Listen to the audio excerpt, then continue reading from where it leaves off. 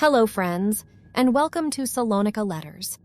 This is a podcast about Thessaloniki, its streets, its buildings, and the stories that quietly live inside them. Each episode is a letter written while walking through the city, pausing in front of old houses, markets, and neighborhoods that still carry traces of the people who passed through them. Here, history isn't told through battles or dates, but through everyday lives, forgotten details, and places that continue to remember. We'll talk about architecture, culture, urban memory, and the small moments that shape a city over time. If you love cities, stories, and listening closely, you're in the right place. Let's begin. Episode 1: The Curious Case of Villa Salem, a house standing between two worlds. There are buildings in Thessaloniki that insist on being noticed, with flashy lights, signs that are trying to draw your attention, and colorful facades. And then there are those that wait to be discovered by you. Villa Salem waits. It stands quietly, slightly withdrawn from the noise of the city, as if it has learned over the decades that not every story needs to be shouted. Its walls have absorbed too many voices, too many footsteps, too many seasons to feel any urgency now. This is not a house that competes with the present. It watches it. I was walking along Vasilisis Olgas Boulevard one December afternoon, the 23rd of the month, just before Christmas Eve. One of those days when the city feels slightly overwhelmed by its own anticipation. The street was full of people of all ages, arms loaded with last-minute gifts, their steps hurried but familiar, as if this ritual had been repeated every year of their lives. Groups of school children crossed the boulevard in clusters, teachers calling out names, trying to keep order as laughter spilled freely into the traffic noise. Outside the butcher shops, lines formed patiently, people shifting their weight from foot to foot, discussing menus, traditions, who would be coming to dinner this year. The air carried smells that belonged only to this season. Somewhere nearby, a pot of stew was simmering, warm, slow-cooked, unmistakably wintry. It mixed with the sweeter notes of cinnamon and freshly baked pastries drifting from the bakeries along the street. For a moment, the city felt like it was breathing in unison. And then, in the middle of the festive chaos, I noticed a strange stillness. Villa Salem stood there, quietly removed from the urgency of the afternoon.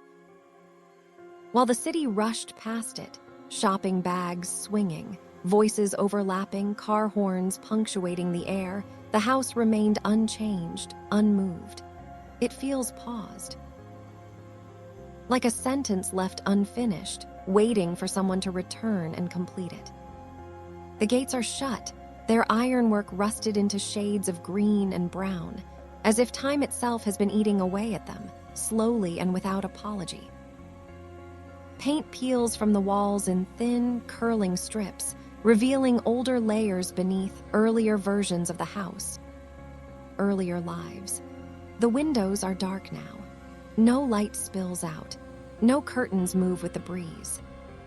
The moment I noticed the house, I knew I couldn't leave it there, unquestioned. I wanted to know who had lived behind those walls, whose voices once filled its rooms, who stood on its balconies watching the same boulevard a century ago. And I wanted to understand why a house that had endured so much was now being allowed to slowly disappear. Curiosity turned into insistence. One question led to another, and before I knew it, I had fallen deep into a rabbit hole of names, dates, and half-forgotten stories. Each discovery felt like lifting a thin layer of dust, only to reveal another beneath it. In the lines that follow, I want to take you with me to trace the life of Villa Salem, from its beginnings to its uncertain present, and to uncover the people and choices that shaped its fate. Our story begins in 1894 when one of the most influential people in Thessaloniki, the lawyer Villa Salem, bought a seaside plot of land with a house previously owned by the Jewish merchant Jaborga. It's important to mention that in that time, the sea reached far into the modern-day Thessaloniki, but that's a story for another time. In 1906, Villa Salem demolished the house that was on the site, and a year later, erected a new one in its place, designed by the famous architect Xenophon Paonides, who also designed many of the city's most famous buildings. The three-story building with the elaborate façade was a typical example of neo-Baroque eclecticism. It remained in his family for over 20 years, and it became known to the public as the Salem Mansion. But who were the Salem family? The Salem family came to Thessaloniki with the wave of Sephardic Jewish refugees fleeing Spain and the Spanish Inquisition after 1492. Villa Salem was born in 1859 in Thessaloniki to Rabbi Raphael Salem. In 1879, he went to Constantinople to formally receive his diploma from the law school, and soon emerged not only as a leading figure in the Jewish community, but also as the most important lawyer in Thessaloniki and among the greatest in the Ottoman Empire in matters of international law. His influence is evident from the fact that his name appears in all the founding acts of the city's major infrastructure projects, but also in large enterprises such as the establishment of the Citibank in 1888, of which he participated in the board of directors from 1891 to 1937, and administrative director from 1918. At the same time, he took the lead in the creation of the Bar Association and became its first general secretary. The board consisted of the Turkish president, the Greek Christian treasurer, and Emmanuel Salem, while the official language was French, an indication of the city's cosmopolitanism. Emmanuel Salem and his family lived in Villa Salem until 1915, when the declaration of World War I required the conversion of the building into a consulate of the Austro-Hungarian Empire and then into a Serbian military headquarters. The family moved to Paris and settled there. After the end of the war, in 1924, Emmanuel Salem sold the property to the Italian government, which established the Italian consulate in the city. Meanwhile, when Second World War broke out in September 1939, the family managed to escape Europe and moved to Canada. Today, the most famous member of the Salem family is the son of Emmanuel Salem, the mathematician Raphael Salem, after whom are named the Salem numbers and Salem Spencer sets, and whose widow founded the Salem Prize. Following his father's steps in 1919, he received his law degree from the University of Paris. But soon after he began working for a doctorate, he discovered his true passion for mathematics and engineering. In 1958, he was appointed as professor at the Sorbonne and lived in Paris until his death in 1963.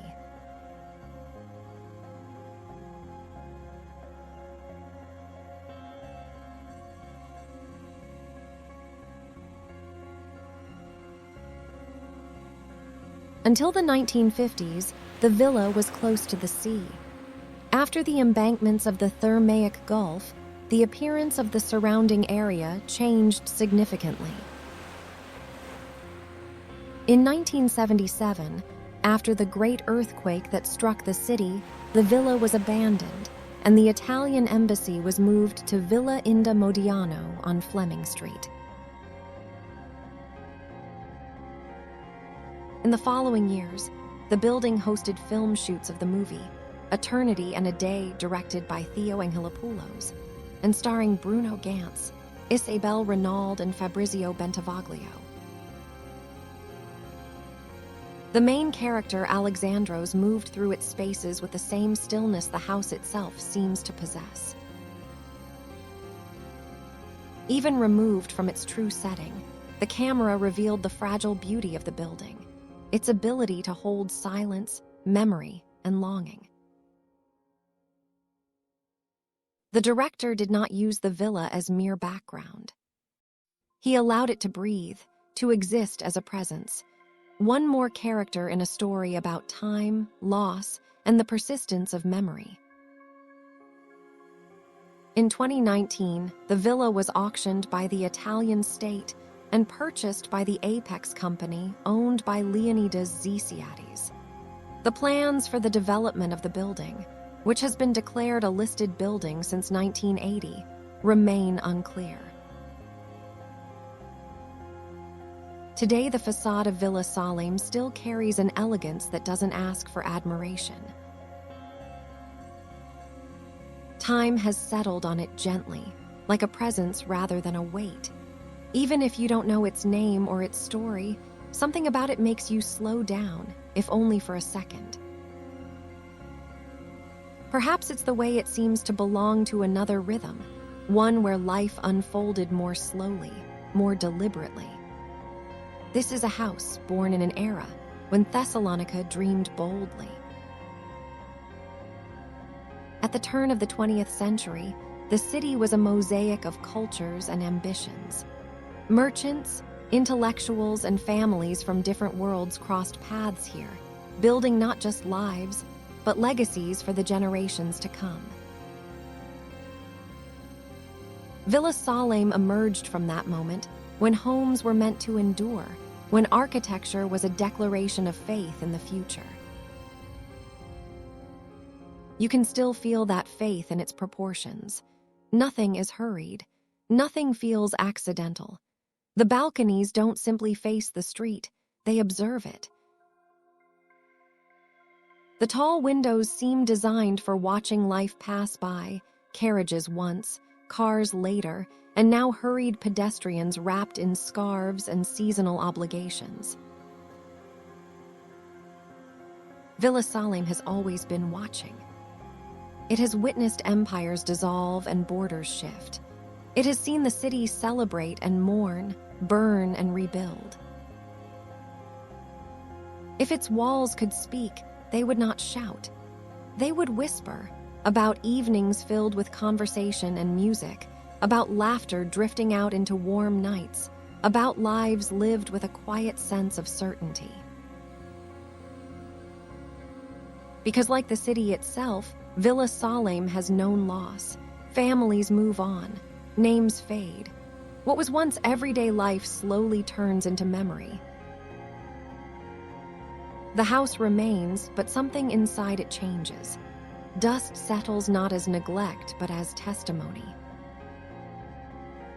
There is a particular melancholy to old houses in this city. They are not ruins, yet they are no longer fully alive. They exist somewhere in between, patient, enduring, aware. Villa Salem carries this feeling deeply. Its beauty is not polished. It is human, worn softly by time. Standing there, just days before Christmas, with the city buzzing around me, I felt a quiet ache. The kind that comes from realizing how fleeting we are compared to walls that have outlived generations. How brief our worries seem when placed beside a house that has held so many hopes before ours. And yet, Villa Salem does not feel sad. It feels dignified. It neither begs to be restored nor demands to be forgotten. It simply stands, reminding us that cities are built not only by progress, but by memory. In a world obsessed with speed, Villa Salem teaches stillness. As long as it stands on Vasilisis Olgas Boulevard, it will continue to watch Decembers pass, Christmas shoppers, school children, changing smells in the air. And if you allow yourself to slow down, even for a moment, it may quietly teach you how to watch too. On January 15, 2026, Villa Salem quietly entered the present once more. The house was listed for sale, carrying a starting price of 2.08 million euros. After decades of watching, waiting, and weathering time behind rusty gates, it now stands at a threshold again, suspended between abandonment and possibility. Whether it will be restored, repurposed, or continue its slow dialogue with decay remains unknown. For now, Villa Salem lingers in that familiar in-between state, no longer only a memory, not yet a future, asking the city and those who pass by what comes next. Thank you for spending this time with Salonika Letters. If these stories resonated with you, if you enjoy listening to cities, noticing details, and remembering the lives behind the places, you're welcome to stay a little longer. You can subscribe to the channel to receive new letters as they're released. Until next time, keep walking slowly, keep paying attention, and let the city tell you its stories.